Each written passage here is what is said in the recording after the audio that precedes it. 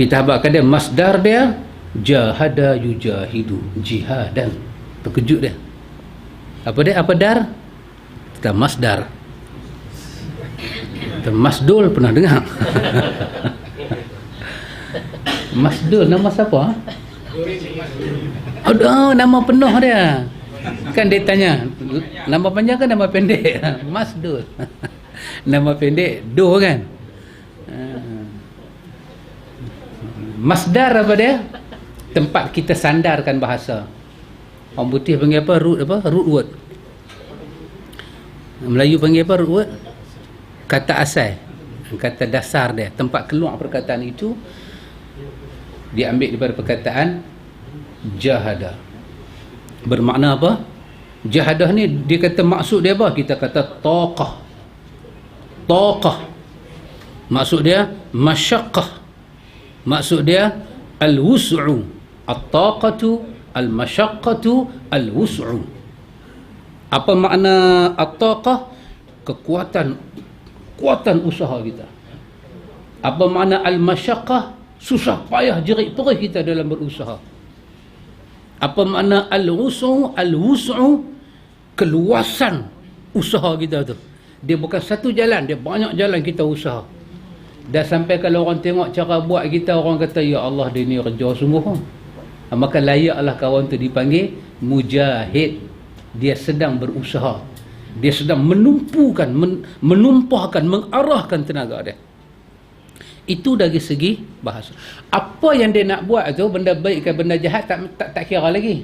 Tapi dia dipanggil orang yang berusaha bila tahap-tahap ni dia lalui.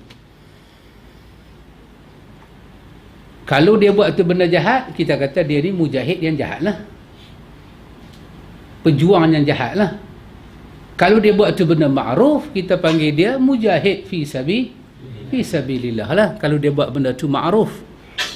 Tapi dia buat ma'ruf ke mungkar bab kedua. Bab satu kita nak belajar makna jihad tu, apa makna dia dulu. Itu dari segi bahasa. Dari segi istilah, makna jihad ni apa dia? Dari segi istilah, maksud dia jihad dengan makna muharabatul kufar. Dengan makna kita berperang. Ini jihad dengan makna istilah yang nak dipakai dalam tajuk An-Nawawi ni. Iaitu muharabatul kufar. Kita memerangi kaum kufar, kaum kafirin. Kita memerangi kaum kafirin yang memerangi kita. Kita memerangi kaum kafirin yang memerangi kita. Macam mana kita memerangi dia? Dalam keadaan kita menumpahkan seluruh kekuatan yang kita miliki. Seluruh kekuatan yang kita miliki untuk berperang dengan dia, untuk mengalahkan dia, semata-mata kerana Allah, dan untuk meraih kecintaan daripada sisi Allah. Dan cara kita berperang dengan dia, kita melihat kepada syariat Allah. Dia bukan pukulan geram. Kalau geram apa yang ada kita balin pergi ke dia, itu tak masuk jihad. Dia kufar yang lawan Islam, tiba-tiba kita geram dia, cakap lebih kurang, ambil handphone kita balin pergi, ataupun handphone kawan lah, senang, ambil handphone kawan balin pergi kat dia. Kita balin pergi kat dia, dia kena tandai luka, kita kata alhamdulillah aku dah berjihad. Tak, itu tidak ikut syariat Tuhan. Itu tidak ikut syariat Tuhan.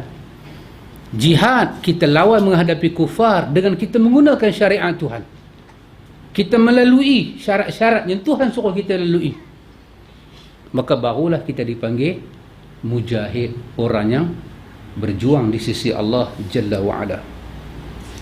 Syekhul Islam Ibn Taymiyah rahimahullahu ta'ala, Syekhul Islam Ibn Taymiyah rahimahullahu ta'ala, dia kata dalam fatwa, dalam Majmu'ul Fatawa, dia kata apa?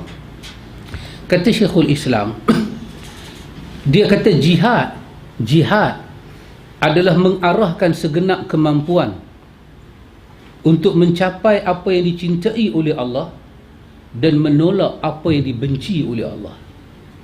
Itu jihad. Jihad kita menumpahkan segenap kekuasaan, ketenaga yang kita ada, sama ada tenaga berbentuk perbuatan ataupun perkataan, kita tumpahkan ke satu arah untuk mencapai cinta Allah, redha Allah. dan untuk menghindari kebencian Allah. Kalau itu cara kita berjalan, kita adalah orang yang berjihad. Ya. Jihad maksud kita guna tenaga orang untuk berperang. Kalau kita jihad orang cakap untuk menerangkan kepada orang, dia kata itu jihad. Ya, jihad dipanggil jihad. Sebab tadi saya katakan jihad ini, saya ulang kita menumpahkan tenaga kita, sama ada dari segi fi'il ataupun qaul, dari segi perkataan kita ataupun perbuatan kita. Saya panjang sikit soalan Abang Syarif. Para ulama meletakkan, termasuk Syekhul Islam Ibn Taymiyah, dia kata di antara jihad, dia membahagikan jihad pada dasarnya ada 3. Kemudian daripada 3 ni dia pecah, tapi dasarnya ada 3. Apa dia? Pertama sekali dia kata jihadun nafsi, jihad melawan hawa nafsu. Dan ini kata dia ibu bagi segala jihad. Daripada sinilah aliran jihad dia akan pecah ke semua tempat. Satu. Yang kedua kata dia jihadul munafiqin, jihad melawan munafik. Dan yang ketiga jihad kepada kufar al-muharibain, melawan kufar yang melawan kita. Baik. Apa dia kata Syekhul Islam Ibn Taymiyah, adapun jihad melawan munafik dan jihad melawan kafir, noktah dia, kita boleh lawan munafik, kita boleh lawan kafir, semuanya asas ada pada jihad melawan hawa nafsu, melawan nafs, jihadun nafs.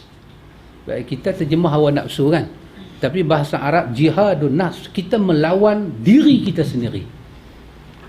Kenapa? Kerana dalam diri kita dua yang sentiasa yang beroperasi, padam, on off, dia lawan. Apa dia? Mutmainnah dengan ammaratun bisu. Mutmainnah dengan ammaratun bisu.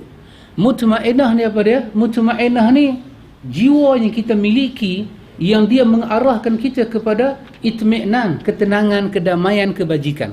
Kita akan dengar suara-suara daripada diri kita, arahan-arahan suruh buat baik. Ini adalah jiwa yang itmi'nan. Dan yang kedua, la'ammaratun bisu. Dia ni kerja dia la'ammaratun bisu. Kalimah ammarah ini kalimah dari segi bahasa Arab, kita kata sirah yang kita panggil sirah yang mubalaghah. Sirah yang mubalaghah. Dia satu sirah yang kita kata dia apa kita panggil? Orang putih kata apa?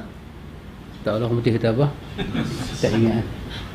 Kadang bahasa orang putih ni payah tau nak eja. Macam tadi apa tadi nak jumpa? Apa setelah? Bukan. Tadi saya baca kamjat. CLUM, kemudian apa? Kam apa? Bukan kamlu.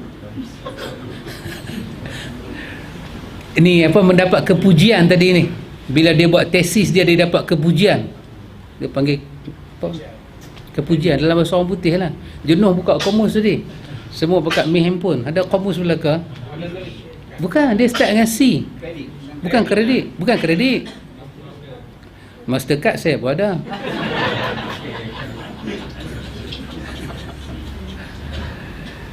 CUM. Lagu tu lah. COM. Kam apa? Kamlau. Apa? Simple pakcik. Dia kepujian lah tadi duk bincang kan. Kepujian. Ada bahasa Latin. Dia bahasa Latin. Kepujian dalam tesis. Dia dapat 3.9. Dia nak pergi 4 flat. 3.9 atau 4 penuh. Baru dia dapat yang tu. Maka kita baca kitab tadi, kuliah duha tadi. Kitab yang kita baca tu, kitab tu, tuan pengarang kitab tu mendapat 4 flat tesis dia. Macam Dr. Rozaimi. Tu pun tak ada tahu dia. Jadi nak kena belajar sampai bukan kata 4 flat, sampai kita naik flat baru nak bagi tahu. Bukan. Dia no. Di sini dia tulis quality honors distinction. Bukan. Saya bukan kredit apa cik? Dia partiality. Buku pun saya tak bawa.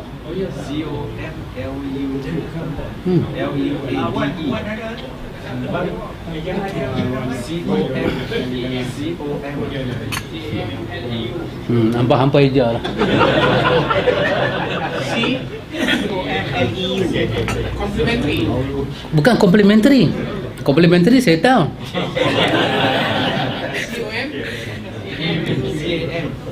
CAM ke CL? Dia satu kepujian dalam kita buat tesis ni. Tak dapat cari. Dah ada lagi satu kepujian.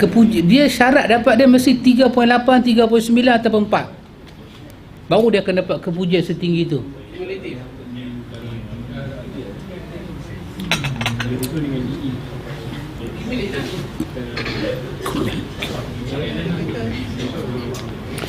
Ammarah dipanggil ammarah, dia mubalaghah.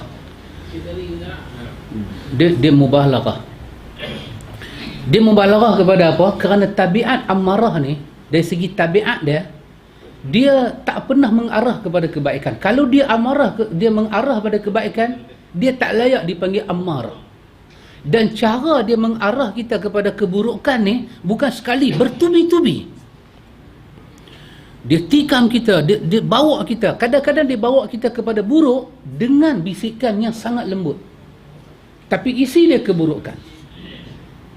Isi dia keburukan. Allah Subhanahu wa taala cerita dalam Quran ketika Zulaikha, nama siapa Zulaikha? Nama siapa Zulaikha? Yusuf. Yang goda Nabi Yusuf kan, walaupun nama tak sebenar tapi sajalah Zulaikha. Zulaikha kalau panggil Rasidah tak sedap je nah. Panggil Zulaikha. Zulaikha ketika dia goda Nabi Yusuf alaihi salam, kemudian Zulaikha dia nak bagi tahu pada orang, ialah memang dia goda Nabi Yusuf, tapi bukanlah dia niat jahat pada Yusuf. Bila orang duk kata lebih kurang kat dia, dia panggil lah perempuan-perempuan lain kan, yang setara dengan dia lah, datin-datin lagu dia juga. Dia bagi pisau dengan buah kan. Ini cerita dalam Quran. Ini sahih dalam surah Yusuf. Dia suruh dia kupas lepas tu dia kata dekat Yusuf jalan. Tak bolehlah kata kek wong. Kek wong tu memang tak apa elok lah. Nabi Yusuf jalan. Nabi dia jalan dengan penuh kehormatan dan kemuliaan. Jadi wanita-wanita ni, dia pun tengok Yusuf, dia pun terlupa yang dia pun duk irih itu adalah jari dia pun, bukannya buah. Macam manakah Yusuf ketika itu? Bukan tengok Yusuf, tengok saya mai pun orang tengok, lagu ni punya karpa pun orang tengok. Tambah Nabi Yusuf alaihissalam. Ada binaya pun pegang Ustaz Ahmad macam pokok kuali je duk main ni. Tambahlah Yusuf alaihissalam. Bila Nabi Yusuf pi tak rasa sakit tu. Dia pun kata wa qulna ma hasya lillah. Dia pun kata Allahu akbar, in hadza illa malakun karim. Ni bukan orang ni malaikat. Bila cerita ni tersebar, raja, isteri, suami kepada Zulaikha ni, dia panggil perempuan-perempuan yang terpotong jari tu. Dia kata, macam mana kamu tengok Yusuf? Dia pun nak abang kata, dia pun tengok Yusuf ni tengok dengan pandangan biasa, bukan dengan pandangan nak goda Yusuf. Dengan pandangan biasa pun tangan kami terpotong. Maka ketika itu Zulaikha kata sepatah dan dirakam oleh Al-Quran. Sebahagian ulama kata ini bukan ucapan Zulaikha, ulama tafsir kata ini ucapan Yusuf, tapi Imam Tabari kata tak, yang benarnya ini adalah ucapan Zulaikha. Sebab Quran menceritakan tentang Zulaikha. Zulaikha cakap, apa Zulaikha kata? Zulaikha kata dia nak membersihkan diri dia sebabnya dia nak abang pada suami dia. Dia bukan ada niat jahat pada Yusuf, tak ada. Dia kata wa ma ubarri'u nafsi inna nafsi la ammaratum bisu illa ma rahima rabbi inna rabbi ghafurur rahim. Imam Tabari kata ni ucapan Zulaikha. Ibn Kathir pun setuju dan tak bersedia ini ucapan Zulaikha. Zulaikha kata wa ma ubarri'u nafsi, aku bukanlah nak membebaskan diri aku daripada nafsu aku. Aku bukan nak beritahu kat hampa ni aku bebas daripada nafsu. Cara hampa hukum aku ni macam aku ni tak ada nafsu. Kalau satu orang buat salah kan, cara orang hukum dia, masalah kena tangkap khalwat. Masalah kena tangkap khalwat. Kena tangkap khalwat pula orang mengaji sunnah. Kompang tu nak mai guna. Dia bukan kompang waktu, gendang raya. Boom, dia balik nama kata mengaji sunnah, kena tangkap khalwat. Cara kita hukum kawan tu macam kawan tu tak ada nafsu. Dia salah, patutlah dia dihukum. Tapi jangan hang hukum dia macam hang pun seolah-olah macam hang pasti di Lauh Mahfuz sana hang tak akan buat salah lagu tu. Takat-takat nasihat satu dua cakap sudahlah. Yang kena tangkap khalwat ni kena tenyih teruk. Yang pelari dia orang, tenang-tenang saja. Wahai kalau kita nak hentam, dua-dualah hentam. Yang buat syirik tak ada apa. Bila orang kata lebih kurang pada Zulaikha, Zulaikha kata wa ma ubarri'u nafsi, bukanlah aku nak membebaskan diri aku. Bukanlah aku nak kata pada hampa ni aku baik sangat ke, tak. Tapi sekadar aku nak bagi tahu inna nafsi, sesungguhnya dalam diri kita ni ada satu nafsu la ammaratum bisu, kerja dia selalu mengarah kita kepada jahat. Dan mungkin hari itu aku terkena yang tu, dia kata. Tapi tak ada niat aku nak bagi rosak hidup Yusuf, tak ada. Nak tahu contoh dia paling senang, dia kata hampir tanya semua orang yang terpotong jari dia tadi. Apa niat dia ketika tengok Yusuf? Dan aku nak bagi tahu dekat suami aku bukanlah orang yang buat jahat lepas tu sembunyi daripada pengetahuan dia. Tak. Illa ma rahima rabbi. Dia kata melainkan kalau Tuhan rahmati diri kita, jiwa kita, nafsu kita, kita akan terselamat daripada godaan ni semua.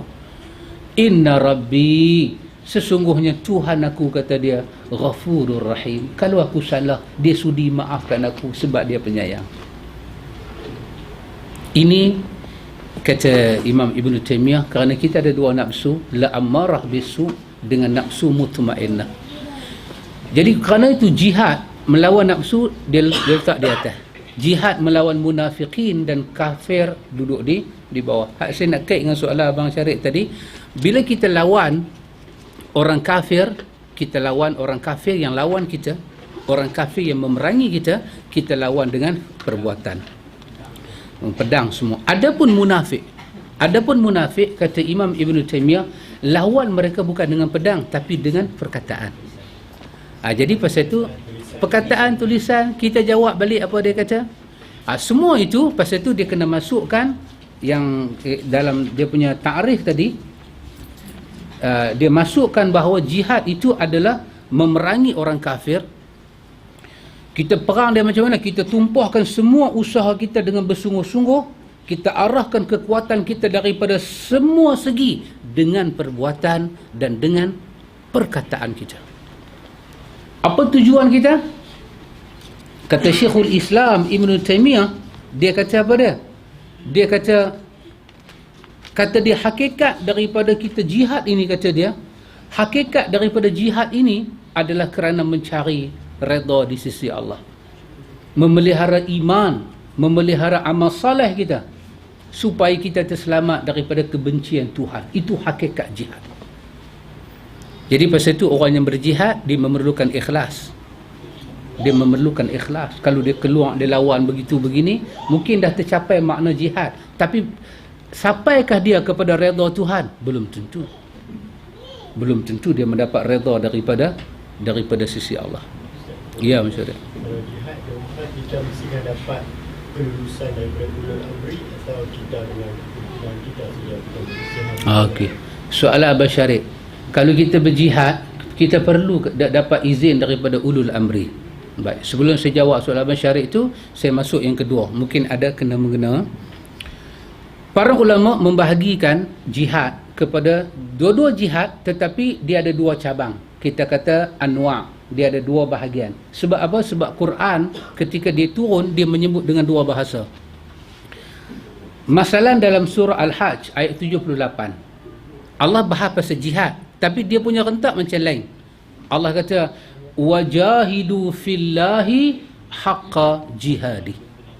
Allah kata dan berjihadlah kamu pada Allah dengan jihad yang sebenar. Di sini Allah guna perkataan fillahi. Dia tak guna fi sabilillah. Dia hazafkan, dia tanggalkan kalimat sabil. Dia guna fillah. Selalu kita baca fi sabilillah. Dia hazafkan sabil, maka yang tinggalnya wajahidu fillahi haqqa jihadi. Dan berjuanglah, berjihadlah kamu di jalan Allah. Berjihadlah kamu fillah, bukan jalan Allah, pada Allah dengan sungguh-sungguh, dengan jihad yang sebenar. Imam Tabari, Imam Qurtubi dalam tafsir dia kata, ayat ini adalah ayat yang menyentuh jihad secara umum, sampai kita tak boleh khususkan dia. Apa sahaja yang manusia buat fillahi, untuk Allah, semuanya masuk dalam bab jihad. Yang ni tak memerlukan izin daripada pemerintah. Yang ni suami tak perlu bagi tahu pada isteri, isteri tak perlu minta izin pada suami, anak tak perlu minta redha mak bapa tak bagi tahu pada anak-anak, murid tak perlu minta izin daripada guru dia. Pasal apa? Fillahi, buatlah apa saja untuk Allah. Termasuk kita masuk dalam masjid, kita tengok ada benda cemar. Nabi tak suka tengok najis dalam masjid. Nabi tak suka tengok benda yang cemar, ayat ludah ke, ayat kahak ke, Nabi tak suka tengok. Pasal tu bila sahabat tu pergi kencing, Nabi suruh selesaikan masalah kencing dia. Ambil satu ember air, daul, Nabi kata pergi tumpahkan air tu di atas ayat kencing dia. Aku tak mau tengok ayat kencing tu. Masjid tak sesuai ada najis. Bila sahabat solat kan, dia ludah ke depan, Nabi tak benarkan. Nabi suruh yang dekat dengan dia sekali, jangan duk khaik tu lagu tu. Tak mau ada cemar dalam masjid. Kalau kita masuk masjid, kita tengok ada cemar, tek cicak ke apa ke, kita buang dia. Itu masuk jihad fillah. Kita masuk jihad fillah. Kita telah berjihad pada Allah. Termasuk ni kita main ni. Kita main mengaji, buka kitab, kita beli kitab. Ini semua termasuk usaha kita buat fillah. Termasuk kan simple aja kita iklankan kita punya kuliah-kuliah, mulut ke mulut. Masuk dah jihad, masuk. Mana hang tahu masuk jihad? Kita kata ayat 78 surah Al-Hajj kata, wajahidu fillahi haqqa jihadi. Hang mana tahu bahasa Arab? Hang mana tahu bahasa Arab? Kita kata maksud ayat tu, berjuanglah kamu pada Allah. Mana hang boleh terjemah pada Allah? Hang kena terjemah fi sabilillah. Kita kata kat dia, halba campur, oi. Hang dengar elok. Allah kata fillah, Allah tak sebut fi sabilillah.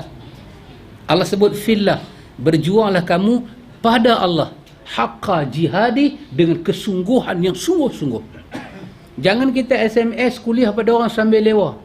Kesungguhan kita nak sebarkan agama Allah, baru dapat pahala jihad. Kesungguhan insya-Allah kita ingat, ikhwan. Kita boleh ingat kesungguhan. Kita sungguh-sungguh nak buat benda tu. Sungguh-sungguh kita nak buat. Tapi kalau kita lewa-lewa, betul kita lupa. Kita lupa. Kadang-kadang lupa nak buat jadual. Tengah tidur 1 pagi. Tu pun mujok nak terkencing. Jalan nak pergi terkencing tu terpandang jadual lama. Dia renung dekat-dekat Allah mak tahun 2016. Itu kita tidak berjihad di jalan Allah. Ikhwan, Allah nak bagi pahala kat kita ni, syurga Tuhan nak bagi senang kan. Nanti kita akan baca ayat-ayat bagaimana orang berjihad, apa Tuhan nak bagi. Quran, ayat dia macam mana rentak, ayat dia sangat dahsyat. Yang kedua ikhwan, jihad yang ayat Quran dia sebut kepada kita perkataan wa yujahidu fi sabilillahi bi amwalihim wa anfusihim, dan berjuanglah kamu pada jalan Allah, dia guna sabil. Maka yang ni makna dia khusus. Apa dia? Pertempuran dengan kafir di medan pertempuran. Yang ni memerlukan izin daripada pemerintah. Yang pertama tak perlu. Kenapa? Menyiapkan bala tentera, dia bukan fardu ain. Dia bukan fardu ain kepada kita. Dia adalah fardu kepada pemerintah. Pemerintah kena menyiapkan tenaga, kena asuh rakyat dia untuk berjuang. Pasal itu Nabi, tak semua orang Nabi pilih. Ada orang, saya nak jihad, saya nak jihad, saya nak jihad. Nabi tanya, mak hang macam mana? Tengok. Nabi tanya mak dia. Pasal itu kata Imam Qurtubi, kalau jihad ni boleh pergi ikut suka, Nabi takkan tanya mak hang macam mana. Nabi takkan tanya. Nabi nak bagi dia main, Nabi tanya. Nabi tak mau mak dia pergi jihad, mak dia duduk berlengan air mata. Selesai pasal itu Nabi bagi tahu jihad kamu di sisi keluarga kamu. Yang ni pemerintah kena bagi izin. Pemerintah yang nak bagi izin ya Abang Syarif, pemerintah otak macam mana? Kalau pemerintah tak ada roh jihad, agak-agak semua benda dia nampak teroris. Jihad dia akan kata teroris kalau otak dia tak dibangunkan. Bukan kata pemerintah ya kawan. Ulama pun kalau tak ada roh jihad, dia akan kata apa? Dia bukan kata jihad, dia kata bimambui. Bahasa dia. Dia kata jihad apa? Kita dah amat. Bukan kata bab jihad ya kawan. Kita start kereta daripada Pulau Pinang, kita nak pergi Johor. Tak berapa ke Johor tak lebih. sebelum sampai Johor saya hilang. Melaka. Kita pergi Melaka. Kita pergi Melaka ya. Kita nak pergi Melaka tu sikit punya RNR kan kita dah jumpa. RNR besar-besar ni. Kita jumpa Bukit Merah, kita jumpa sat lagi Sungai Perak, sat lagi kita jumpa Tapa, sat lagi kita jumpa apa, macam-macam punya dok dah jumpa. Nak boleh pergi Melaka Pak Amir. Masuk waktu Zuhur. Kita pun pakai kereta, pergi tandas ambil wudu gedebang-gedebung semua, main nak semayang, kita kata kita buat jamak qasar lah. Kita semayang 2 rakaat bagi Assalamualaikum, kita tengok jemaah duk sambung 4 rakaat. Dia tak bagi salam, kita seorang je bagi salam. Kita pun tak kata apa. Awak jadi lagu ni. Tu main satu kereta dengan kita. Bukan kereta lain, kereta dengan kita. Pelik kereta kita. Tayar kereta kita, dia tumbang. Dia buat lagu tu.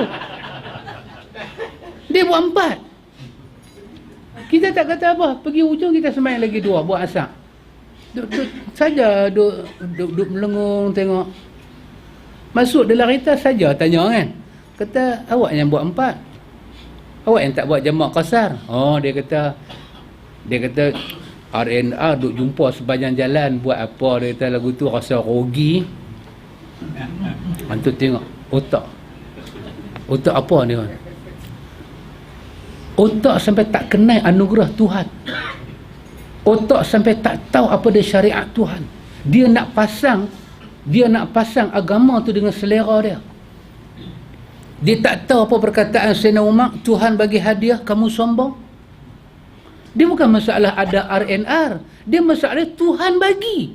Wa idza darabtum fil ardi falaysa alaikum junah.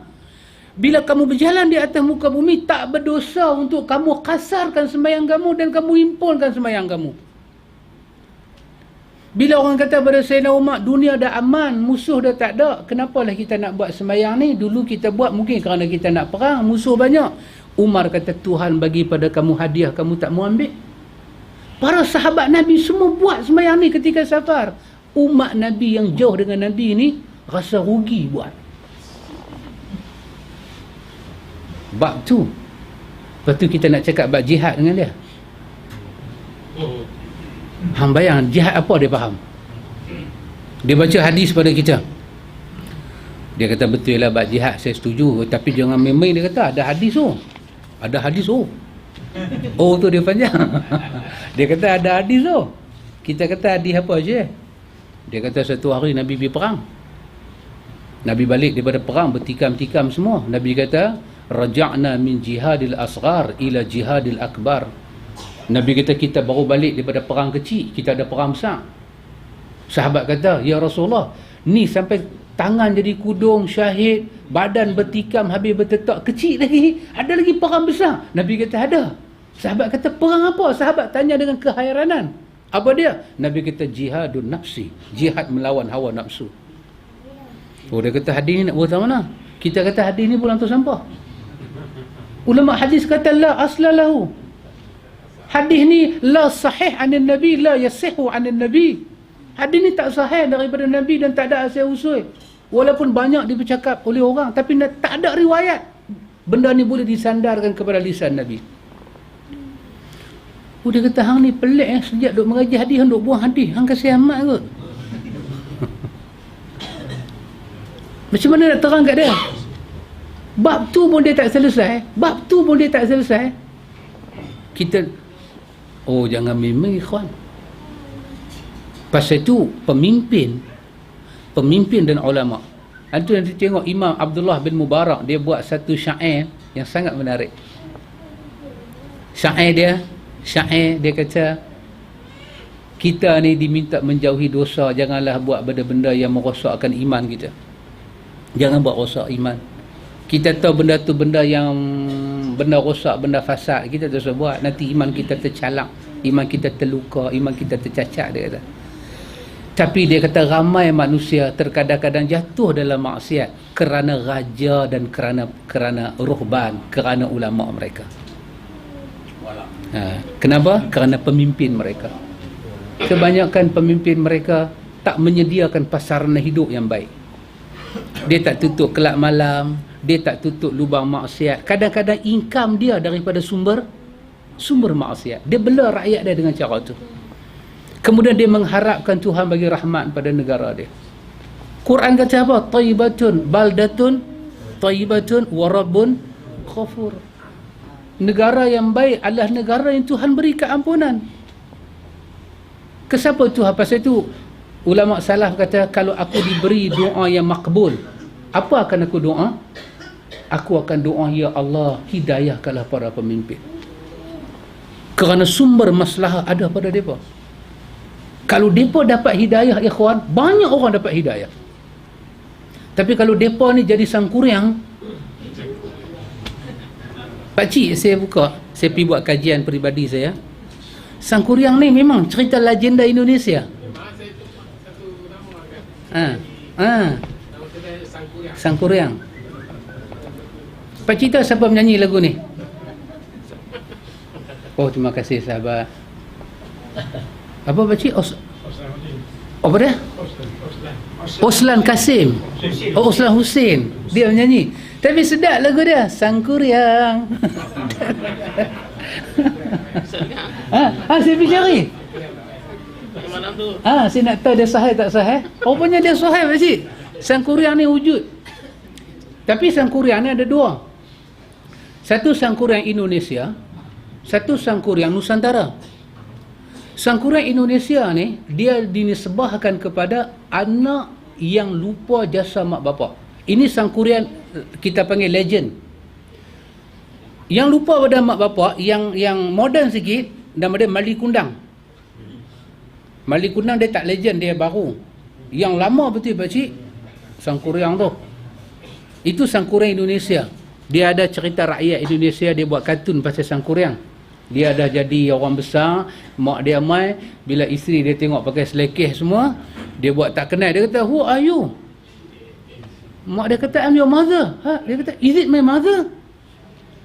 Mak dia kata, ya. Oh, dia kata, tak, mak aku ni semua turun daripada langit, pakai semua elok-elok, ni selekeh lagu ni jadi mak aku. Lepas tu dia kena balasan Tuhan lah. Sangkuriang Nusantara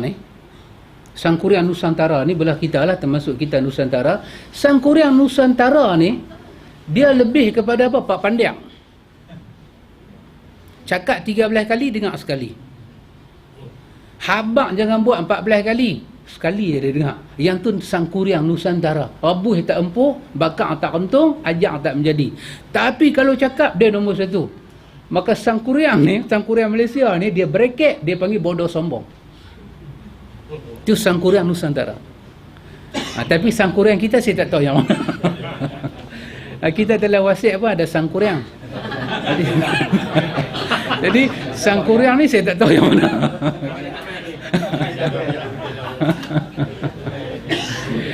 Maka kita kena bagi 3 versi lah. Satu sangkuriang sunnah. Sangkuriang sunnah ni. Sangkuriang sunnah dia bagus. Nama je dia sangkuriang, tapi dia sangat sunnah dan menyunahkan. Dia ni bagus punya orang. Apa saya nak buat tadi ya? Kat mana kita tadi? Jihad. Yalah, jihad tu tak mana? Baik, rasa terjawab soalan Abang Syarif nah. Jadi pemimpin kena memberi semangat jihad kepada rakyat dia. Mesti kena bagi semangat jihad. Bukan bagi semangat jihad tu hari ni bagi semangat, besok dia lari pergi jihad. Dah. Jihad ni banyak syarat dia. Jihad tadi saya abang ada dua kan? Fillah dengan fi sabilillah. Kita ni pun berjihad di jalan Allah dengan sungguh. Menuntut ilmu, melawan hawa nafsu. Nanti Imam Ibn Qayyim pula dalam kitab dia melawan hawa nafsu tu pula dia bahagi lagi. Banyak perbahagian dia. Tapi asasnya 3 ni saja. 3 ni saja asas dia. Dan sebahagian para ulama bagi pada yang 5 asas dia. Tapi semuanya kita kata semuanya bermula dengan diri manusia. Pasal itu ucapan Quran tadi kita kata illa ma rahima rabbi. Melainkan orang tu dirahmati oleh Allah. Dia akan dirahmati oleh Allah. Ikhwan, manusia ni dirahmati oleh Allah. Sifat rahmat Allah. Macam mana kita nak tahu orang tu dapat sifat rahmat daripada Allah? Anda tengok hadis yang selalu kita duk baca tu. Berapa kali kita duk baca? Satu wanita yang lacur, dia bagi apa? Anjing minum kan? Rahmat. Sifat rahmat. Antum, bila Allah campur dalam jiwa manusia, dia boleh rasa pada diri orang lain. Dia boleh rasa apa yang menimpa pada diri orang lain sama dengan apa yang sedang dia timpa. Sama ada kesusahan ataupun kawan tu dapat nikmat. Bila kawan tu dapat nikmat, dia boleh rasa macam manalah kawan tu berusaha nak dapat benda ni hari ni. Dia boleh rasa. Ketika kita boleh rasa bahagian kebaikan pada diri orang, kita boleh rasa macam baik diri kita, macam kebaikan tu mai kat kita. Kesusahannya orang tanggung, mudaratnya orang tanggung, kita boleh rasa sebiji. Ketika itu kita kena ketahui rahmat Tuhan mula datang pada jiwa kita. Tuhan bukan suruh, Tuhan bukan bagi hidayah pada wanita Nabi sembahyang malam. Tak. Tuhan bagi satu perasaan yang dirahmati. Perasaan apa? Dia tengok anjing tu dapat ayam, terfikir dia. Ya, kalau kita naik kan, dok anjing mau kena pula perempuan tu mazhab Syafi'i. Kalau dia pakai kaedah kita pakai hari ni kan, macam otak orang hari ni kan, dia tengok anjing lapan ayat, dia duk ingat aku mazhab Syafi'i. Dia ada problem tu. Apa dia akan buat dengan anjing tu? Sama ada dia belah ataupun dia bagi ayat acak. Hang nak minum ayat apa? Takut jilatan tu kena kat dia, apa dia nak kena buat?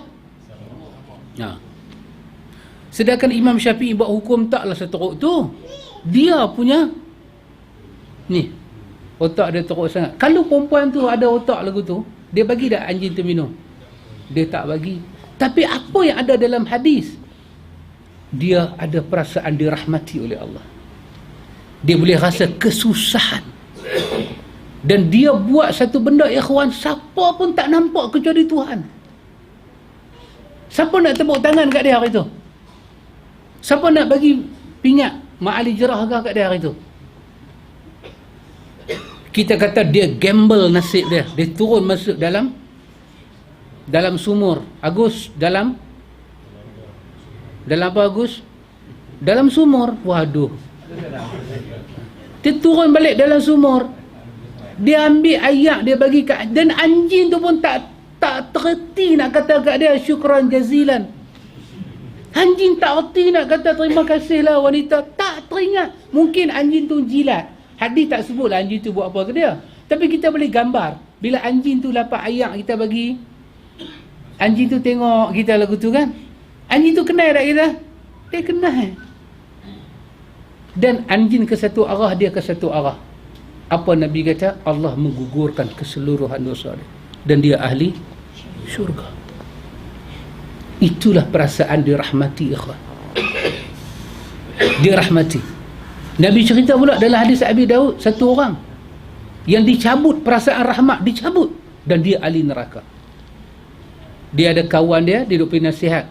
Dalam hadis kata saudara dia duk bagi nasihat. Main satu tahap, kawan tu tak mau tinggal apa kawan tu buat, dia sudah kata sebatah. Dia kata kalau perangai lagu hang ni, Tuhan tak akan ampun, hang nanti masuk neraka. Dia dah jadi apa? Dia geram dah. Dia tak ada perasaan rahmat. Macam mana perasaan rahmat, ikhwan? Kita bukan redha dengan apa orang buat, tapi terkadang-kadang kita terfikir gamaknya dulu kita lagu ni lah kot. Gamaknya dulu kita macam ni lah kot. Dengan tak semayang, dengan rokok di mulut. Satu kawan dia balik rokok, saya pergi, dia pergi cari balik. Dia tengok, dia tak tahu saya dah usah dia. Gamaknya dia rasa berdosa, dia rokok macam mana. Dia tengok sama, dia petik pada jauh. Rokok tu tak mati lagi kan, duk menyala. Tak ada lah. Takat satu tarik tu lepas lah lagi kan. Elok saya pergi, saya tengok. Kita pergi rasyat, perhati balik dia. Dia ambil balik, dia hisap. Tak kata apalah, buat aku mana kan, daging darah dia. Pergi kat dia. Kita kadang-kadang bagi nasihat ke orang, ikhwan, hilang perasaan rahmat kita. Kita buat macam kita dah ada satu jaminan daripada Tuhan, kita tak akan buat salah macam dia. Cara kita bagi nasihat, hang ni apa buat lagu ni? Nak kata Anas bin Malik, lama aku jadi khadan Nabi 9 tahun, ada benda kadang-kadang Nabi suruh aku buat. Lepas tu aku tahu Nabi tengok aku tak buat lagi, Nabi pergi buat. Masa Nabi nak pergi buat tu, aku teringat aku pun nak pergi buat. Nabi pandang aku, Nabi pandang aku, Nabi senyum kat aku. Nabi tak kata kat aku, pasal apa hang tak buat? Nabi tak kata. Pasal apa? Pasal Nabi ada sifat rahmat. Dia tahu mungkin arahan dia tu, kawan tu ada sibuk, kawan tu tak dan buat. Kita tak ada sifat rahmat, ikhwan. Kita bambu orang ni macam dia ni malaikat yang buat salah. Macam kita ni takkan buat salah, bagi punya cukup-cukup. Mau pula kawan tu mengaji sunnah, lagi rapat dia kena. Dengan sunnah-sunnah kita hamput. Nama aja sunnah ni, sunnah lah ni sunnah lah ni. Kita buat lagu tu kat dia. Jangan, ikhwan. Apa Nabi kata pada orang ni? Nabi kata sesungguhnya perkataan dia kepada saudara dia tu, kamu tidak akan diampun oleh Allah. Apa Nabi kata dalam hadis Abi Daud? Hadis ni hadis yang hasan. Nabi kata sesungguhnya telah hancurlah dunia dan akhirat. Telah hancur dunia dan akhirat, kawan yang ucap. Nanti di hari akhirat Tuhan tanya kat dia, bilanya aku bagi tahu kat hang aku tak akan ampun dosa dia? Bilanya aku bagi tahu? Kita tengok perasaan dirahmati kalau dicabut. Kita akan hilang pertimbangan dengan orang. Kita akan rasa kawan ni memang layak dihukum habis-habisan. Jangan, ikhwan, jangan sekali-kali buat lagu tu. Ni saya kata kat muslimat kan, kadang-kadang mana nak tahu, kadang-kadang orang bagi tahu kat kita suami kita kahwin lain. Perasaan rahmat tu kena ada. Nak marah pun kena ada perasaan rahmat. Mengaji Riyadhus Salihin, dia main dah. Mengaji Riyadhus Salihin, sahih fikih sunnah, hadis semua sahih-sahih. Perangai maudhu', dia kata kat lelaki dah. Rahmati. Bukan kita tak boleh hukum, boleh hukum. Tapi jangan kita hukum, kita di pihak tak akan buat salah. Kita tak nak buat salah. Tapi ke depan kita nak berjalan, kita tahu ke apa nak main? Kita tahu. Ibarat kita bawa kereta, kita hati-hati tak langgar orang, orang langgar kita. Kita berhati-hati, mata kita tidur cukup sambil bawa kereta minum kopi. Mak Cimah kalau buat kopi kan, oh dahsyat. Saya balik, saya buat, tak jadi Mak Min. Dia tak jadi, dia hitam, dia melekat, tapi gula kalau tak ada. Kan? Aku marah ni, dia kata.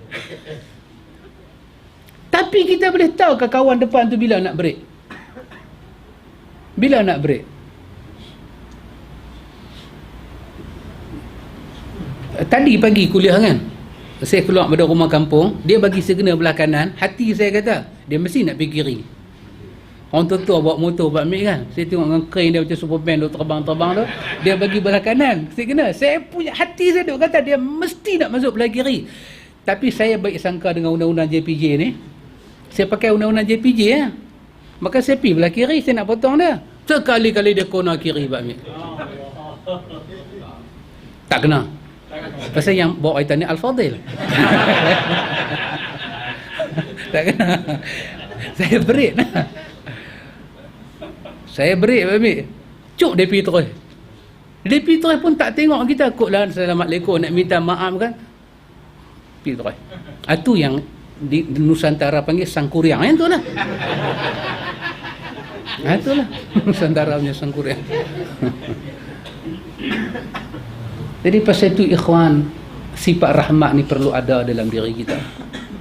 Dan orang ni saja buat salah ke, tak sengaja ke, Allah bagi kat kita kenal ikhwan. Rupa parah dia kita kenal. Maka kena hati-hati. Maka bab yang kita baca ni ikhwan adalah bab jihad. Bab berkenaan dengan jihad dan kita sebutkan tadi. Okey, saya tanya soalan lah. Apa makna jihad?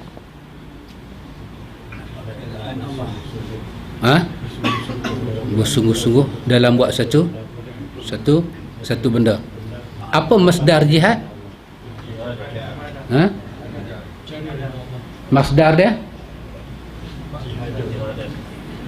Hikam jahada yujahidu jihadan. Itu dia punya masdar. Baik. Satu orang dia bersungguh-sungguh buat maksiat, kita boleh panggil tak dia sebagai mujahid, orang berjuang? Dari segi bahasa kita boleh panggil. Dari segi istilah tak boleh. Dari segi istilah dia tak masuk. Pasal istilah kesungguhan mencari redha daripada sisi Allah. Berapa pembahagian jihad yang ulama kita buat? Tiga. Nombor satu, lawan nafsu. Dua, munafik. Tiga, melawan kufar. Kufar yang mana? Kufar yang memerangi kita. Boleh? Pasal kita muharabah, kafir harbi. Macam negeri Pulau Pinang ni boleh kata harbi tak? Tak boleh Pasal harbi dia lawan agama. Ni bila mati dia bagi 1000 kita gagal. Lepas tu kita bagi tahu harbi. Itu bukan tajuk kita. Itu bukan tajuk kita. Saja perangai tak ada apa. Ya.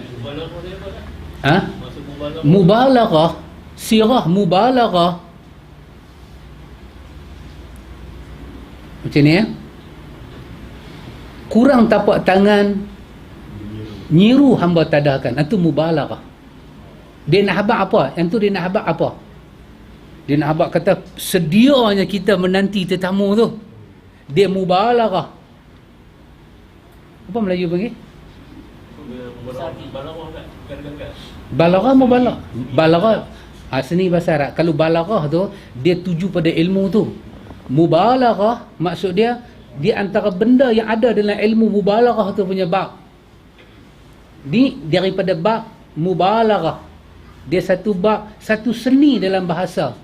Dia satu simbol perkataan yang merujuk kepada satu simbol.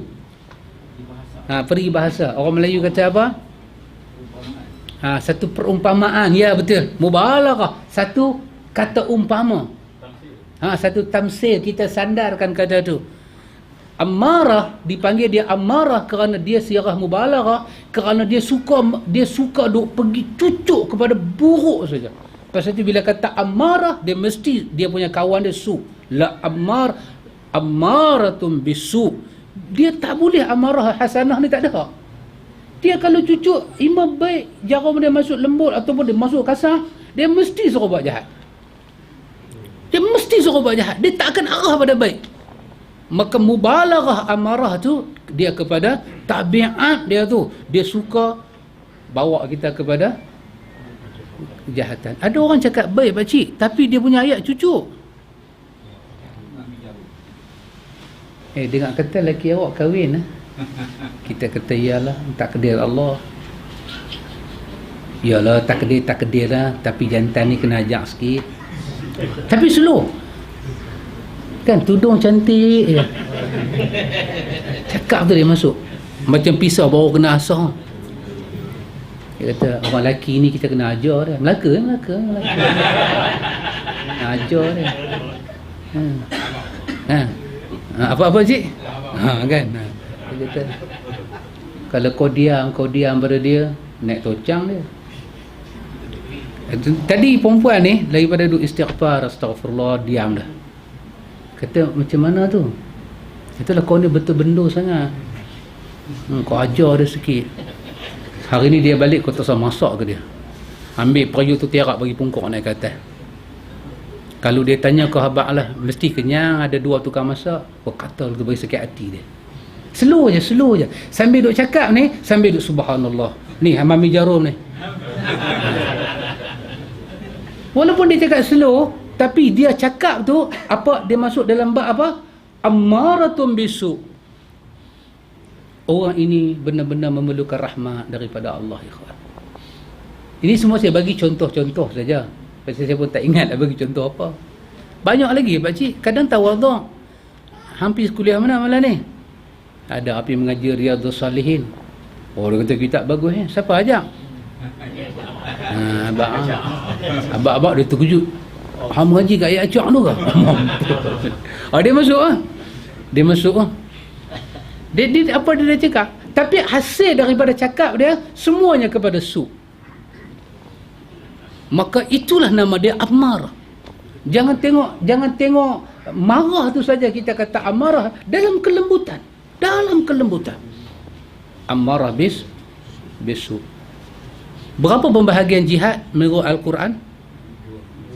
2. Yang pertama, bahasa Quran macam mana? Jihad fillah. Kalau Quran guna fillah, maksud dia jihad yang begitu umum. Termasuklah lagi satu fi sabilillah. Yang tu merujuk peperangan. Yang kita duk mengaji malam ni masuk yang mana? Fillah ke sabilillah? Kita masuk fillah. Jihad ni memerlu izin pemerintah ke tak? Terpulang. Kalau fillah tak perlu. Kalau fi sabilillah memerlukan izin daripada pemerintah Muslim. Syekh Qutb, Imam Qurtubi, bukan Syekh Qutb, Imam Qurtubi dalam bahas surah An-Nisa sampai pada ayat wa ma lakum la tuqatiluna fi sabilillah, An-Nisa. Dan mengapa kamu tidak berjuang pada jalan Allah? Sampai pada ayat ni Imam Qurtubi kata apa? Dan menjadi hak bagi negara jiran yang Islam, apabila melihat negara jiran yang sebelah diserang oleh kafirin, dia mesti menghantar bantuan. Dia kena hantar bantuan. Itu adalah hak orang Islam. Tak boleh kita lihat orang Islam ditindas. Ada riwayat kan, yang jadi di satu negeri kan, yang perempuan itu ditarik purdah dia oleh satu kafir. Lepas tu dia riau kan, dia kata aina Umar, di mana kamu wahai Umar? Berapa hari kemudian cerita tu sampai pada Umar. Apa Umar kata? Labbaika ya Ummah, aku datang wahai ibu. Maka Umar ambil satu qaryah tu terus Umar ambil. Inilah jihad yang mengangkat maruah manusia. Maruah manusia. Baik. Jihad melawan munafik pakai senjata ke? Tak. Habis kita pakai apa? Kita pakai hujah. Hujah kita dengan lisan. Jihad yang pakai senjata ni lawan siapa? Kufar yang memerangi Islam. Itu jihad kita lawan mereka. Baik. Yang hadis tu kata menegur pemimpin yang zalim adalah jihad. Ya, jair. Jadi itu jihad tu masuk dalam fisabilillah ke atau Ya, jihad tu masuk dalam fillah. Sebab jihad tu masuk di dalam al-amru bil ma'ruf wan nahyu 'anil munkar. Itu saya kata tadi, ada ulama membagi 5 kan?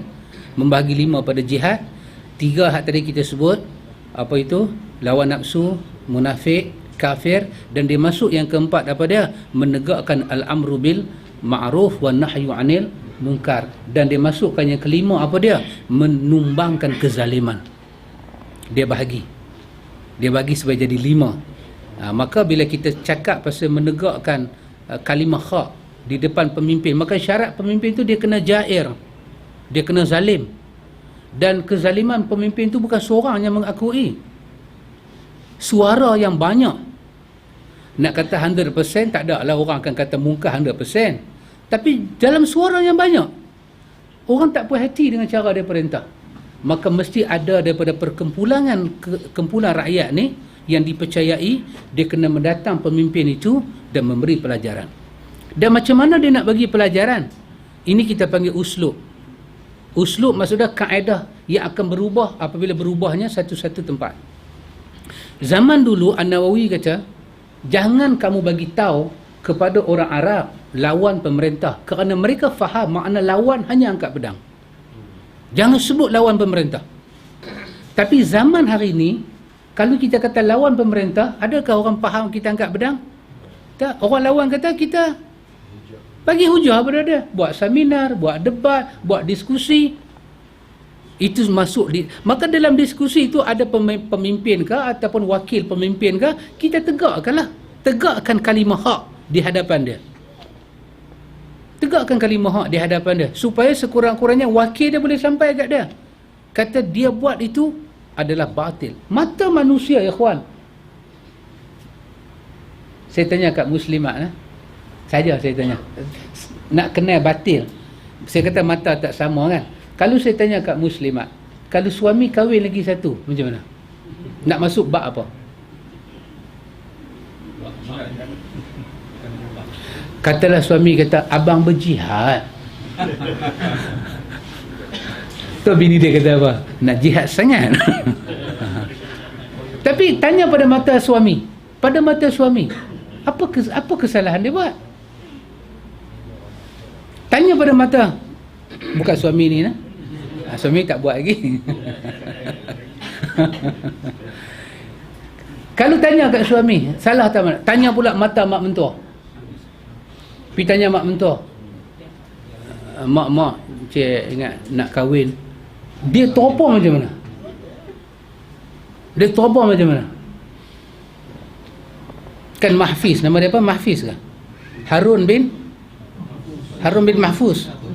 Datuk Mahfuz kan? Harun bin Mahfuz. Kan dia pergi mengendak bini menantu dia duduk tidur. Tapi menantu dia buat lagu tu. Dia kata aku tengok dia teropong pula aku. Pak mentua punya tak senonohnya Pak mentua. Usah bilik orang. Dia kata tak betul. Kita kata apa salah saya? Saya bukan bunuh orang, saya kahwin. Saya kahwin dan saya kahwin mengikut syariat Allah dan kerana Allah. Dia tentang tak kita? Dia tentang. Demikianlah mungkar dan ma'ruf, ikhwan. Satu orang dia akan anggap benda tu ma'ruf, satu orang dia kena zalim, dia tak kata kena zalim. Abang ada harga naik macam mana pun, dia duk kata alhamdulillah situ, dia duk kata Syria lagi teruk. Dia kata Iraq lagi teruk. Dia kata ada negeri kita duk Malaysia makan hati, ada negeri makan tulang. Mujuk kau kahwin dengan aku Mila, kau makan juga hati, jiran sebelah makan tulang. Ada orang macam tu. Apa kita nak buat? Maka pasal tu kita pakai ta'arif yang mewakili majoriti. Majoriti bersungut tak? Majoriti bersungut. Maka kita boleh tak bagi pandangan kita pada pemerintah? Kita boleh bagi pandangan pada pemerintah. Uslub zaman dulu. Tu Nawawi kata jangan sebut lawan pada orang Arab. Hang sebut lawan dia, dia tak tahu apa dia. Dia tahu be safe. Dia cabut pedang dia, dia pergi situ. Pasal itu sahabat Nabi ketika tegur Osman, dia tegur sengat-sengat. Dia tak boleh beritahu ke orang ramai. Pasal dia pun nanti angkat pedang dia mehariau Sayyidina Osman. Sayyidina Osman dituduh perkayakan adik-beradik. Sayyidina Osman dituduh gagap dalam mentadbir negara. Sahabat ni pergi pelan-pelan nasihat pada Osman. Osman, hang tengok tak kelilihan ni duk jadi apa? Bila dia keluar, orang tanya, hampir kata apa kau Osman? Dia sengap, dia tak abang. Pasal apa? Uslub dan metod masa tu tak membenarkan. Tapi bila masa zaman Umar, lain pula. Sayyidina Umar duk baca khutbah, apa dia tusan kat Umar? Umar, ni, baju baru nampak? No, dia punya mentaliti rakyat bagus. Mentaliti rakyat yang tak boleh ditipu. Dia kata, Umar, bukankah kita pergi perang sama-sama latest punya war, we together kan? Kita pergi sekali. Aku ingat Umar, masa tu aku pun dapat kain, hang dapat kain. Tapi kain aku rasa dalam 2 meter. Macam mana hang lepas buat baju lah? Mentaliti rakyat bagus. Ni sampai rakyat tak tahu apa langsung jadi mandam. Macam boleh? Mentaliti dia bagus. Umar tengah buat apa masa tu? Potong bawang ke? Umar buat apa? Berkhutbah. Kita kata, sesuai dah hampir tegur orang duk baca khutbah? Pada kita tak sesuai kan? Kau orang hajar kau, Melaka. Kau orang hajar kau. Kalau kau orang hajar tu Pulau Pinang. Oh, hajar kau je. Orang duk baca khutbah kau cakap je. Kata ansip pun dah lara, kau tegur pemimpin je. Kau nak jadi khawarij je. Tapi apa Sayyidina Umar buat? Sayyidina Umar suruh dia diam ke Sayyidina Umar jawab soalan dia? Sayyidina Umar jawab. Sayyidina Umar kata memang tak cukup, tapi bahagian mencukupkan anak aku pun pergi perang juga. Dia bagi bahagian dia kat aku tu yang jadi jubah tu. Oh, dia tu kata alright, okey. Okey, settle Sayyidina Umar, settle. Yang penting hang tak ambil duit negara sudah. Cantik, alhamdulillah. Proceed ya khutbah. Kenapa Sayyidina Umar tak ulang balik apa yang sahabat tu pergi buat pada Osman? Kenapa Sayyidina Umar tak kata kau nak tegur aku, baik kau tegur pelan-pelan. Jangan tegur depan khalayak ramai. Sayyidina Umar tak kata lagu tu, Sayyidina Umar jawab. Dan juga jadi zaman Nabi, walaupun sahabat tu mai bukan menegur Nabi, tapi dia bagi soalan. Bila nak kiamat, Nabi tengah baca khutbah. Nabi tengah baca khutbah Jumaat, dia mai terus dia bangkit. Dia masuk terus dia pergi depan Nabi, dia buat ramai. Dia kata, ya Rasulullah, hujan lama tak turun, macam mana ni? Nabi layan dia.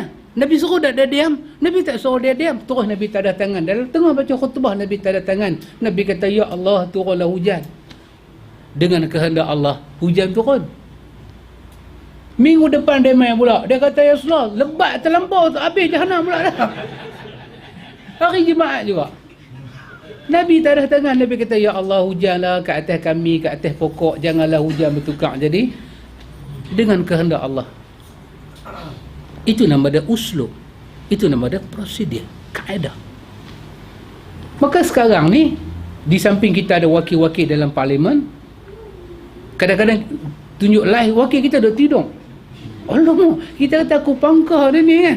Sangkuriang ni aku pangkah ni. Apa sebab dia lena? Satu macam punya lena. Dia main ceramah tempat kita buat cakap pandai. Saya tegur orang tu, tegur abang duk melentuk aku tengok. Maka kita perlu satu orang yang kita percaya. Dia bukan wakil rakyat, tapi kita percaya at least dia ada juga suara dalam kerajaan. Kita minta dia cakap. Kita minta dia cakap. Honest, to be honest with you all, my brother Muslim and my sister Muslim. Honestly, saya tanya kat antum. Antum lebih percaya wakil rakyat tegur negara ni ke, atau antum lebih percaya Mufti Perlis ke tegur? Why? Dia bukan apa? Member parlimen. Kenapa antum lebih trust dia? Yes. Betul tak? Ini soalan ni boleh kena reman tau. Saya tanya soalan. Antum lebih percaya orang politik tegur orang politik, ataupun antum lebih percaya Mufti Perlis tegur sistem yang ada dalam negara kita?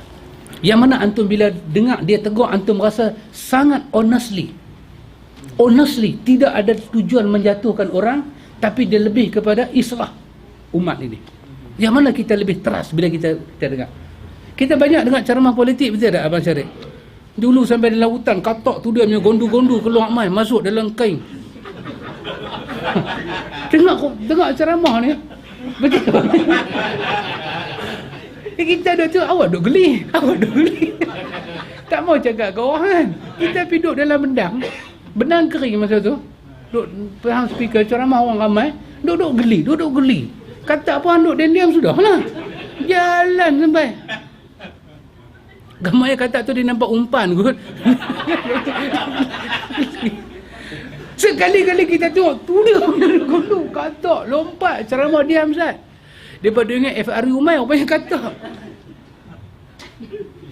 Kita pun seronok lah dengar ceramah dulu kan. Tapi bila kita duk ambil atau agama sikit demi sikit kan, Jiwa kita jadi, kita nak satu teguran membawa kebaikan kepada ummah. Kita tak nak dia tegur kerana dia nak perjatuh kawan tu, lepas tu dia nak duduk tempat kawan tu, lepas tu dia buat pun tak seroba pun lebih kurang. Kan? Kita tengok orang ni tegur, orang ni kalau tegur, kita baca Quran, baca hadis, sebut asar, dia boleh sebut masalah dan dia boleh sebut alternatif kepada jalan keluar. Dia boleh sebut. Kita rasa kalau macam Mufti Perlis ni nak jadi Menteri Besar Perlis pun tak apa. Betul tak? Kita rasa orang macam ni kalau pergi jadi Menteri Besar-besar atau mana pun tak apa. Kita rasa honestly lah. Tajuk Riyadhus Salihin tau. Jadi saya nak jawab soalan Abang Syarif tadi, tegur pemerintah yang buat silap tu termasuk jihad yang mana? Kita kata itu termasuk dalam fi sabilillah, ataupun sebahagian ulama bahagikan itu jihadnya khusus, nama dia al-amru bil ma'ruf wa nahyu 'anil munkar. Dan ada yang membahagikan pula lagi satu, jihad melawan kezaliman dan orang yang suka buat kezaliman. Kita lawan kezaliman dia dan kita lawan dia tu sendiri, dimasukkan lagi satu dalam perkataan jihad. Jadi menegur pemerintah dengan sistem yang ada boleh, tapi bila kita tegur, kita kena kawal diri kita, bukan pemalukan dia, bukan kita nak perjatuhkan dia. Sebab bila Nabi Musa, Nabi Ibrahim mai, tak ada niat lah dia pun nak duduk tempat Firaun tu, tak ada niat langsung. Tapi apa dia buat? Islah. Kalau hang duduklah situ, kerana makin hang duduk dalam situ, Nabi kata pada Abi Zar, makin menyesal hang depan Tuhan. Hang nanti menyesal depan Tuhan lagi teruk. Tak ada lah orang nak pergi rampas, tapi sekadar nak bagi tahu, buatlah ikut syariat dia, peraturan dia. Tapi kalau orang tu tak mau, dan negara ni bagi peluang pada kita, ubah 5 tahun sekali, ubah, takkan kita tak boleh ubah? Negara yang benarkan kita ubah, negara yang benarkan kita ubah. Bukan kita pergi ubah tu pergi masuk dalam undang-undang haram, tak. Negara benarkan, Commonwealth benarkan. Kita ni alumni kepada Commonwealth kan, kita negara yang dijajah, benarkan, kena buat pilihan raya. Masa tu kita carilah siapa yang terbaik pada kita punya ijtihad. Pada ijtihad kita, si fulan ni bagus, dia boleh menyampaikan suara rakyat. Mungkin saya cakap ni salah lah, boleh tolak lah kan, sebab saya bukan based on pada parti. Saya cakap boleh salah saya cakap, mungkin salah banyak. Mungkin ke depan ni kawan, kita nak pangkah, kita tak tengok parti dia dah, kita nak tengok individu orang tu. Mungkin ke depan, mungkin saya cakap ni salah. Kemungkinan ke depan ni kita pun tak mau tahu lah nama parti dia, nama apa, tapi kita nak tahu dia tu yang diletak calon tempat kita tu, dia boleh buat apa. Erdogan boleh buat apa ya kawan? Dia boleh hantar bala tentera pergi ke Israel kah? Tak boleh. Dia boleh hantar tentera pergi ke Mesir kah? Tak boleh. Tapi dia ada satu suara, bila dia bercakap, kita rasa lega. Buat dia tak boleh buat apa pun. Sekarang dia pula kena kan.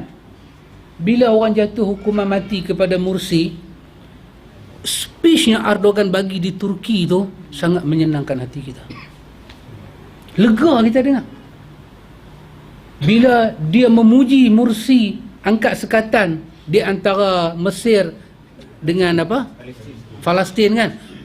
Erdogan orang pertama ucapan tahniah kepada dia. Kita rasa lega. Walaupun dia cakap hanya tahniah, kita rasa lega. Ada satu pemimpin boleh buat apa yang kita nak. Dia mengangkat Islam. Bukan kita nak apa pun. Kita bukan nak lebih, rakyat tak pernah minta lebih. Tapi rakyat nak ucapan-ucapan yang membela Islam. Kita daripada ulama' kita nak apa ikhwan? Kita nak ulama' kita masuk politik kan? Tak. Kita tak mau pun ulama' kita susah. Tapi sekadar kita tak minta ulama' mebuh dalam tabung derma, dia potong gaji dia bagi pada rakyat. Tak ada dia makanlah gaji dia. Tapi apabila awak jadi ulama', awak jadi orang yang dibayar gaji oleh kerajaan, apa posnya awak ada dalam kerajaan, orang lihat awak ulama', at least awak cakaplah mewakili Islam. Bukti dia ikhwan, bila kita cakap berpihak pada Islam, Allah campak tenang di telinga orang dengar. Pasal tu Dr. Mazhar ni ikhwan, dia jadi permata di tengah-tengah permata. Ustaz ni kenal pula saya cakap. Pasal orang yang pegang jawatan macam dia pegang tu tak cakap macam dia. Siapa kata memang? Tak apalah, saya ada teman duduk dalam.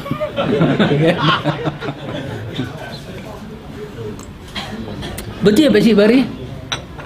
Tak minta Pak Cik Bari. Kita rumah kita hujan bocor air, kita duk tahan besen. Kita tak minta mana-mana ulama' yang bagi duit pada kita, kita nak tukar bumbung. Tak ada Kadang-kadang motor kita berapa bulan kita tak bayar. Kita orang kampung. Tak minta ulama' yang derma bagi sedekah pada kita. Tak minta Tapi sekadar setiap kali bila orang sebut nama ulama', awak cakaplah bela Islam. Bila awak bela Islam, kami terasa pembelaan awak tu. Antum tengok rentak surat khabar kan. Bila ada surat khabar, dia melaporkan tentang Islam tu betul, laris surat khabar dia. Satu masa dulu antum tengok peperangan di Afghanistan. Bila sinar, duk metro duk cerita pasal Taliban, laris dia punya surat khabar. Tapi mai satu masa dia cerita mewakili orang lain, surat khabar dia jadi biasa dah. Mai surat khabar lain pula, dia boleh bagi laporan betul tentang apa jadi dalam dunia, lari surat khabar dia. Pasal apa orang beli? Pasal orang nak cari pembelaan pada Islam. Pembelaan saja, bukan suruh turun, bela saja dengan lisan. Masuk bab jihad. Malaysia dok ada 13 negeri, berapa negeri dok ada kan? Macam manalah Perlis tu boleh pergi ada mufti yang cakap lagu tu. Yang pertama kita seronok pasal orang Penang lah. Tapi ikhwan, kita rindu pembelaan Islam, rindu. Antum tengok bila pemimpin bercakap pasal Islam, kita sanggup duduk walaupun bajet tu baca lepas sembahyang jemaat kan. Kita sanggup duduk. Kita nak tengok bahagian pembelaan pada Islam. Dia duk main lagu bank jadi murah, make up jadi murah, kita pun tutup je lah. Tapi kalau dia cerita Islam, ini peruntukan untuk Islam, ini bajet untuk Islam, ini untuk agama, masjid akan diperbesarkan, gaji sumbangan kepada pesara akan meningkat, gaji guru akan meningkat, dia membela nasib orang. Kita ni bukan pegawai kerajaan pun. Kita ni tak ada apa-apa orang kalian lah. Tapi kita seronok. Pasal apa? Yang terbela saudara kita. Yang tu saja ikhwan kita minta. Termasuk bab jihad. Tapi senang kan nak buat? Tak senang, tak semua orang boleh buat. Pasal itu kita kata, ya Allah, bagilah kekuatan hati, bagilah keteguhan dan istiqamah kepada Mufti Perlis supaya dia boleh teruskan apa yang dia buat ni. Dan kita merindukan ulama yang ada jiwa kepimpinan macam ni. Siapa keluar masa dia pula? Pasal jihad. Antum bayang dunia Islam, kenapa nama Ibnu Taimiyah naik? Satu-satu ulama ikhwan yang berkuda mara ke medan pertempuran, Ibnu Taimiyah. Pasal itu musuh agama melihat kalau Ibnu Taimiyah ni hidup lama dan dia diberi nafas di luar, Masya Allah, Syria akan berubah menjadi negara Islam. Cara kita nak buat apa? Fitnah dia, bagi dia merengkok dalam penjara. Kalau dia hidup pun, dia kena hidup keseorangan. Akhirnya dia mati dalam penjara.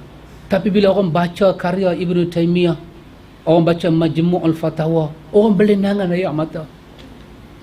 Bagaimana semangat dia bawa umat kepada mempertahankan agama ini, ikhwan. Allahu Akbar. Baik, satu lagi soalan. Kita baru balik daripada jihad yang kecil, ada jihad yang besar, jihad awal nafsu. Apa kedudukan hadis tu? Tak ada asal usul. Kalau orang tanya kita, hang semua tak ada asal usul, hang seorang aja ada asal usul. Orang lain semua tak ada asal usul kan? Tak mana nak rojak? Kan dia suka rojak kan? Tak mana nak rojak? Apa kita nak cakap kat dia? Kata kat dia, baca kitab silsilah hadis dhaif dan hadis palsu. Ada di situ. Kalau kita lama-lama baca, kata kat dia, baca kitab bernama Al-Mawdu'at, tulisan Ibnu Jauzi. Ada di situ. Dah aku mau yang baru sikit. Kata kat dia, kalau mau yang baru, baca Riyadhus Salihin yang ditahqiq oleh, yang disyarah Riyadhus Salihin itu oleh Syekh Utsaimin. Dia pun sebut, kalau Syekh Utsaimin dia sebut dengan dia nakal daripada Syekh Albani. Syekh Utsaimin tu orang punya hebat, Abang Syarif. Tapi bila mai bab hadis, dia ambil perkataan Albani. Dia tu dah hebat. Bila dia baca hadis, dia kata Albani kata dhaif. Syekh Utsaimin tu, ulama peringkat dunia tu, bila dia baca hadis, dia nakal daripada Albani. Dia ulama, dia nakal daripada Albani. Kita ni duk isap rokok padam tak padam sama banyak ni, tolak Albani. Albani sabar. Kami pun duk belajar hadis juga. Tak apalah, belajarlah. Habis hang sikit-sikit Albani. Dah lah, apa salahnya, dia pun ulama juga. Ustaz aku kata dia tak betul. Dah tu ustaz yang kata, Syekh Utsaimin kata dia pakar hadis. Siapa Min ni? Siapa dia Min ni? Lagu tu pun nak lawan. Lagu tu pun ada hati nak bantah. Tu yang Labi kata, saya tak ada hati, saya ada jantung. Kau ada hati kat anak aku ya Labi? Tak ada encik, saya tak ada hati, saya ada jantung. Betul tak dia cakap? Betul. Cuma Pakcik je, Pakcik Ramli tak jawab kat saya lagi. Pakcik Ramli dah tanya anak dah. Apa-apa dia cakap? Dia kata dalam jurnal perubatan lah. Oh, dalam jurnal perubatan lah. Okey. Tak ada kes yang macam tu. Tak ada kes yang macam tu. Okey. Yang ada adalah jantung kita ni berada sebelah kiri. Okey. Ada satu kes, ada satu adalah manusia. Okey. Jantungnya berada di sebelah kanan. Oh, jantung duduk belah kanan. Tapi masih ada jantung. Masih ada jantung. Kalau tak ada jantung ni kira merepek. Merepek tu ya. Merepek orang putih panggil apa Pakcik? Ha? Will. Ha? Nonsense pun boleh ya? Nonsense ha? Okey. Saya tanya kat Pakcik, pasal itu ada kes orang tak, ada satu hamba Allah ni, dia masuk hospital, lepas tu doktor operate dia, doktor terkejut, lepas tu doktor cantum balik. Bila dia sedap, doktor tanya kat dia, doktor kata hang ni orang ke malaikat? Dia kata pasal apa? Doktor kata hang tak ada jantung, jantung hang tak ada. Lepas tu dia jawab kat doktor ni, dia kata saya tak ada jantung sebab saya bagi jantung saya kepada Rasulullah ada di Madinah. Jantung saya ada di Madinah. Maka dia hidup tak ada jantung lah. Cerita ya kawan, cerita-ceriti ni semua ni. Lepas tu saya tanyalah Pakcik, saya nak Pakcik doktor minta tanya saya, boleh ke manusia hidup tanpa jantung? Kalau hati saya pernah dengar, ada orang buang hati, ada orang buang limpa, tapi buang jantung ni, tu Pakcik kata ada kes, anak Pakcik kata ada kes jantung belah kiri ni dia pernah duduk belah kanan, tapi masih duduk ada lah. Dia duduk tam mana pun, kalau dia duduk tam belakang ke, dia main duduk tandai ke, ada, dia duduk ada. Dia duduk ada, at least cerita dia ada. Tapi Pakcik kata kalau orang kata dia boleh hidup tak ada jantung, boleh masuk cerita merepek lah. Yang tu saja dia punya, orang putih kata endorsement. Sebab orang boleh percaya tak? Kalau orang ni afala ta'qilun, dia tak pakai afala ta'qilun, dia boleh Allahu Akbar. Orang Melayu ni nombor satu, dia dengar pelik-pelik, dia nak tanya nama siapa, duk buat apa, siapa nama syekh tu, dia tanya. Lepas tu dia ditanya apa amalan syekh tu, dia suka tanya. Dia tu kata saya tak tahu lah, yang saya tahu buat sementara ni syekh tu tak tinggal semen tasbih lah. Dia tak tinggal semen tasbih. Itulah dia pak. Syekh tu tak tinggal semen tasbih sampai mayat dia masuk dalam sebulan, 60 hari duduk dalam ais. Lepas tu keluar darah meniti kalimah zikrullah. Tak pakcik, nak kena tanya lagi satu soalan pakcik. Mayat dia kalau masuk dalam 60 hari dia dia jadi lagu mana? Pengalaman kita duk tengok darah pun tak keluar dah kan. Bila dia kena ayak dia bau kan, dia bau macam ais lah.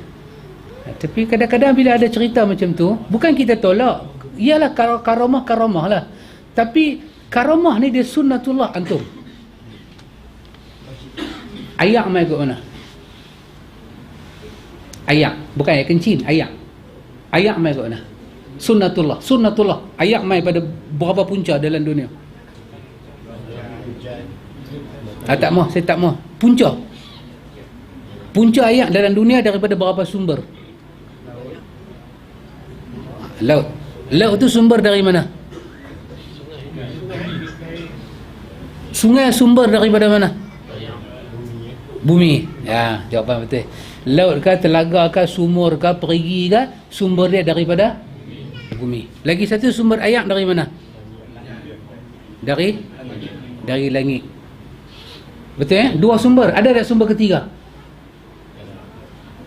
Tak ada. Ayak daripada atas, kita kata daripada atas dia turun mai, daripada bumi dia keluar.